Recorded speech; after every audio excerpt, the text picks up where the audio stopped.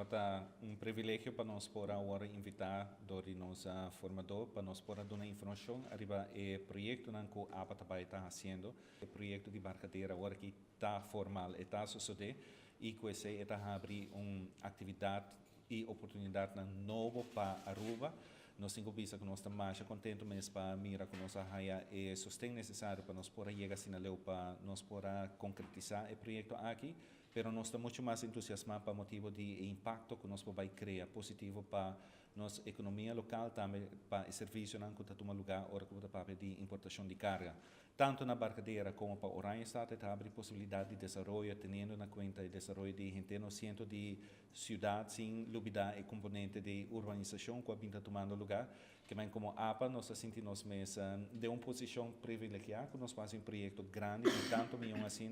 que está criando um impacto mais grande que somente melhorar a operação de nosso WAF. Nós estamos contentes para mirar que o formador de uma importância, também faz-nos conscientes de